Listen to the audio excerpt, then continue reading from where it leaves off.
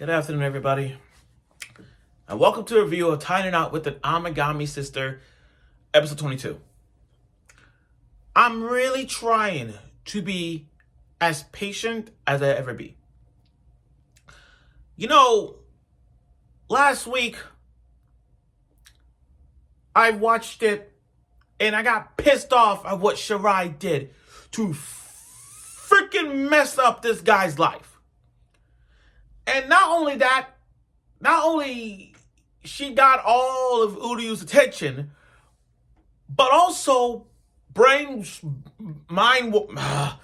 crush the three Amagami sisters, Yai, Asahi, and Yuna. I'm sorry, Yuna, Yai, and Asahi's brain. Like, they don't have no idea who this guy is. And for a yandere character, look, I legit, if I ever see her, I want to slap her in the face. I want to slap her in the face. If I ever have a death note, I want to sign her name. Because, here's the thing. I like yandere characters. Well, yandere is not even my favorite. There are a few yandere characters that I respect. But not this one. Not this one. No. Not this one. I will not. Never in a freaking million years I'm going to trust this woman. After what I saw this episode, I'm done. I'm done. And I understand we're two more episodes away to the finale. I get all that. It's come a long emotional journey. But this episode felt so freaking tense. So tense so that I feel boiled up because of the bullcrap that happened in this episode. You know what? Screw it. Let's get right to it. Here's my review. Episode 22. Let me just say this. Let's start episode 22 off. Uryu has come a long way since episode 1. Throughout every episode, he has developed so much in the course of history in this season. He has stepped up to the plate. Sorry. But again, he developed a lot. He wakes up, in the orphanage. Like, it's like back to square one. He's in the orphanage. He has Uryu he has Shirahi. She has a girlfriend now. It's like the whole world is in her hands, and she's able to do it. And, okay, look.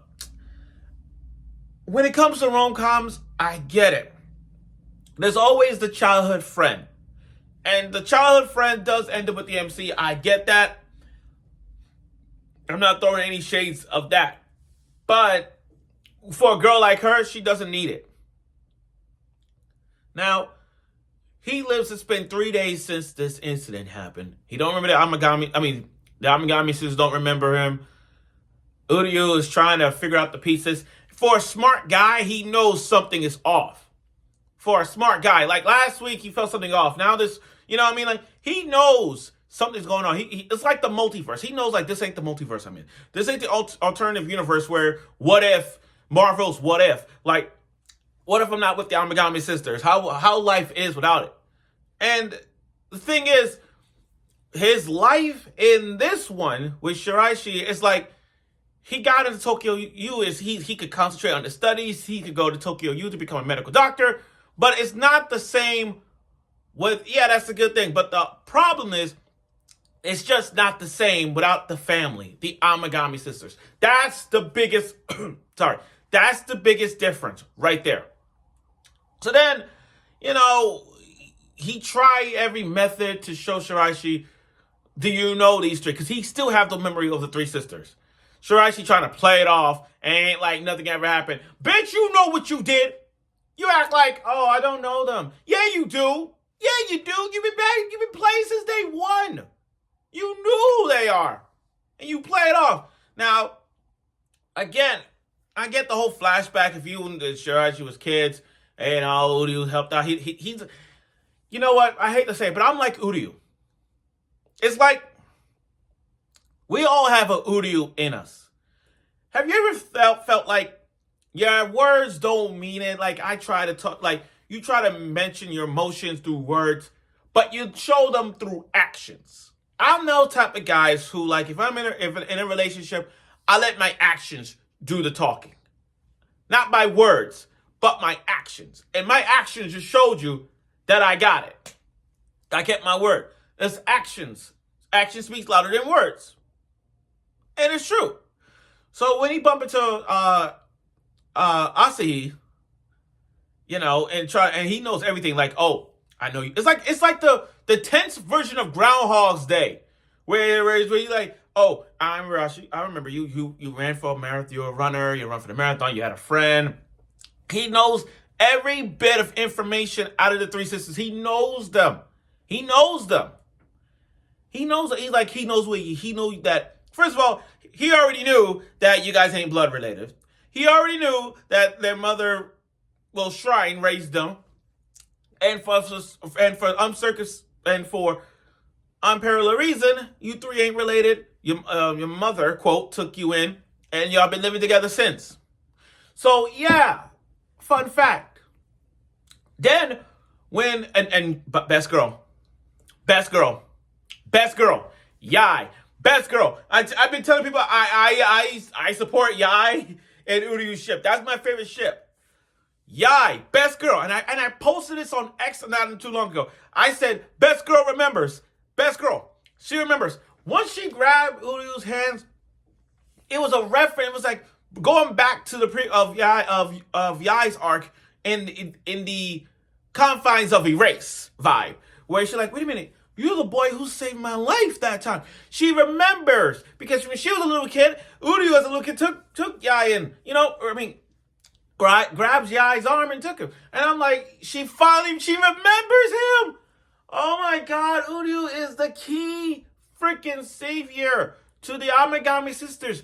He is the guy who could find a way.